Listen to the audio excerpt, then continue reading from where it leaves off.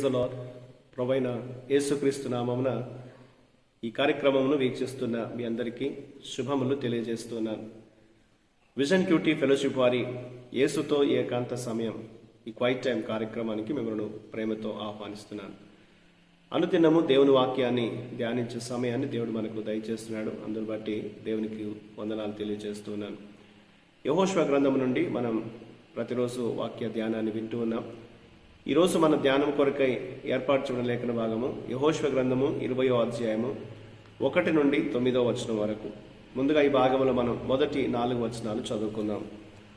మరియు యెహోవా యెహోషువకు సెలవిచ్చినదేమనగా, నీవు ఇశ్రాయేలుతో ఇట్లనము, తెలియకయే పొరపాటున ఒకని చంపిన నరహంతకుడు పారిపోవుటకు నేను మోషే నోట మీతో పలికించిన ఆశ్రయపురములను మీరు ఏర్పరచుకొనవలెను. హత్య విషయమై ప్రతిహత్య చేయవాడు రాకపోవునట్లు అవి మీకు ఆశ్రయపురములగును. ఒకడు ఆ పురములలో ఒకదానికి పారిపోయి ఆ పురద్వారమునొద్ద నిలిచి ఆ పురము యొక్క పెద్దలు వినున్నట్లు తన సంగతి చెప్పిన తర్వాత వారు పురములోనికి వారిని చేర్చుకొని తమ యొద్ద నివసించుటకు వారికి స్థలం ఇయ్యవలెను. ఈనాటి లేఖన భాగం ఆధారంగా మనం ఏర్పాటు చేసుకున్న అంశం ఏదనగా ఆశ్రయపురములు, సిటీస్ ఆఫ్ రెఫ్యూజ్. నేటి వాక్య భాగం యొక్క సారాంశాన్ని మనం గమనించినట్లయితే, దేవుడు మోషే ద్వారా ఆశ్రయపురములను స్థాపించినట్లు లేఖనాల్లో మనం చదువుతాం. సంఖ్యాకాండం 35, 9-34, ద్వితీయోపదేశకాండం 19, 1-13లో ఆశ్రయపురములు గూర్చినటువంటి విషయాన్ని దేవుడు మోషేకు తెలియజేసినట్లుగా మనం ఈ లేఖన భాగాల్లో చదవగలం. ఆశ్రయపురం అనేది అనుకోకుండా హత్య చేసిన వ్యక్తి విచారణ వరకు ప్రతీకారం జరగకుండా రక్షించబడేటువంటి ఒక ప్రదేశం. ఆశ్రయపురమునకు తీసుకెళ్లిన వ్యక్తిని నాయకులు హత్యకు గురైన వ్యక్తి బంధువుల ముందు విచారణకు నిలబెట్టవలసి ఉంటుంది. విచారణలో హత్య ప్రమాదవశత్తు జరిగినట్లు నిర్ధారించిన ఆ వ్యక్తి హత్య నేరము నుంచి అతను బయటపడడు. అయితే జీవితాంతము ఆశ్రయపురములో ఖైదు చేయబడి హత్యకు అతను ఇంకా జవాబుదారీగా ఉండవలసి ఉంటుందనేది వాక్యం మనకు తెలియజేస్తుంది. క్రొత్త ప్రధాన యాజకుడు నియమించబడిన మాత్రమే అతడు విడుదల చేయబడతాడనేది వాక్య భాగంలో మనం చదువుతున్నాం. ఇందులో మనం నేర్చుకునే పాఠాన్ని మనం గమనిస్తే 2వ వచనము అలాగే 9వ వచనం ప్రకారంగా ప్రతి ఒక్కరికి ఆశ్రయపురము అవసరము. ఇది తమకు సంబంధించినది కాదని వారు అనుకోవచ్చు, కానీ దేవుడు ఇశ్రాయేలుకు ఇది వారి కోసమే అని చెప్పాడు. ఈరోజు మనకు కూడా అదే వర్తిస్తుందని మనం గుర్తించాలి.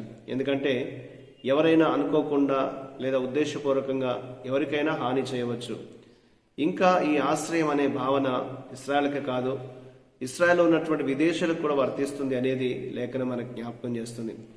ఇందులో దేవుని యొక్క న్యాయము వివక్ష చూపదని ఇది మనకు తెలియజేస్తుంది.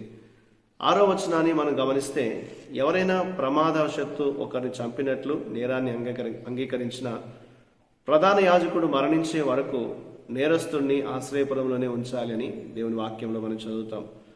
ప్రధాన యాజకుని మరణంతో అతను ప్రాయశ్చిత్తం చేసుకున్నప్పుడు మాత్రమే అతను తన స్వంత స్థలానికి, స్వగ్రామానికి తిరిగి రాగలడు. పాప క్షమాపణ అనేది మనకి దేవుడు అనుగ్రహించినటువంటి ఒక దయగా మనం గుర్తించాలి. పాప క్షమాపణ అనేది మనకు దేవుడు దయను బట్టి ఆయన అనుగ్రహిస్తూ ఉంటున్నాడు. అయితే పాపము అతను కోరుకున్నప్పుడు అతను ఒక హక్కుగా దాన్ని భావించరాదు. పాపము నుండి పశ్చాత్తాపడి దేవుని దగ్గరికి మనం చేరినట్లయితే దేవుడు మనకు క్షమాపణను ప్రసాదిస్తాడు. బాధితుడికి క్షమాపణ చెప్పడము మరియు అతని చర్యలకు బాధ్యత వహించడం అనేది ఎవరైతే నేరం చేస్తారో ఆ నేరస్తుడి విధి అని మనం గుర్తించాలి. కాబట్టి ఈనాటి ఈ ఆశ్రయపురములు అనేటువంటి ఈ యొక్క అంశాన్ని బట్టి మనం నేర్చుకునే విషయం ఏంటంటే, జీవితంలో మనందరికీ కూడా దేవుడు ఆశ్రయంగా ఉన్నాడు అనే సంగతిని మనం గుర్తించాలి.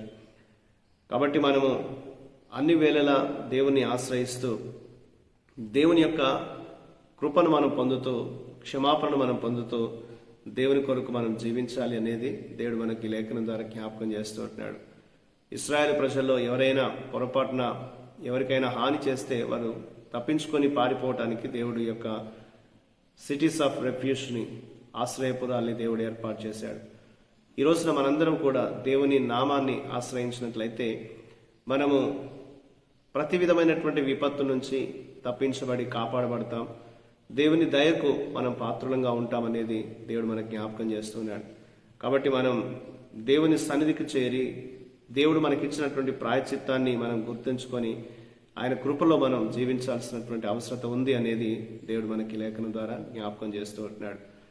కాబట్టి మనం ప్రతిరోజు కూడా మనకు ఆశ్రయపురంగా ఉన్నటువంటి యేసయ్యను చేరి ఆయన రెక్కల నీడ క్రింద మనం ఆశ్రయ పొందుతూ మహోన్నతుని చాటున నివసిస్తూ ఈ రోజున మన జీవితంలో మనం ముందుకు సాగాలి అనేది దేవుడు మనకు లేఖనాన్ని బట్టి జ్ఞాపకం చేస్తుంటున్నాడు.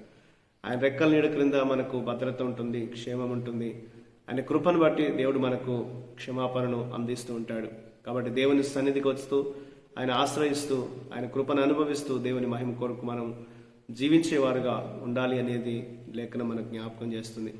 ఆ రీతిగా మన అనుదిన జీవితంలో దేవుని ఆశ్రయిస్తూ ఆయన వాక్యాన్ని మన జీవితాల్లో నింపుకొని దేవుని కృపను ఆయన పాపక్షమాపణ మనకు అందించిన విషయాన్ని జ్ఞాపకం చేసుకుంటూ దేవుని కృతజ్ఞత చెల్లిస్తూ ముందుకు సాగే విధంగా దేవుడు మనకు అనుదినము సహాయం చేయనట్లు, దేవుని కృపలో మనల్ని వర్ధిల్ల చేయనట్లు దేవునికి మనం ప్రార్థన చేద్దాం.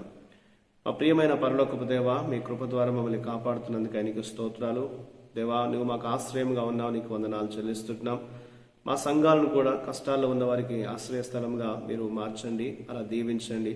మేము నిన్ను ఆశ్రయిస్తూ నీ కృపలో వర్ధిల్లే విధంగా మాకు సహాయం చేయమని మమ్మల్ని మీకు అప్పగించుకుంటూ యేసుక్రీస్తు నామమున ప్రార్థిస్తున్నాను తండ్రి, ఆమేన్. ప్రియులారా, మీరు సమయం తీసుకొని యొక్క వాక్య ధ్యానాన్ని విన్నందుకు మీకు ప్రత్యేకమైన వందనాలు. ప్రతిరోజు మీకు అందించబడుతున్న ఈ అనుదిన ధ్యానాలు మీకు మేలుకరంగా ఉన్నట్లయితే మీ అనుభవాల్ని మాతో పంచుకోవాలని కోరుతున్నాను. ప్రభు కృప మనందరికీ ఎల్లప్పుడూ తోడై ఉండి కాపాడునుగాక. ఆమేన్.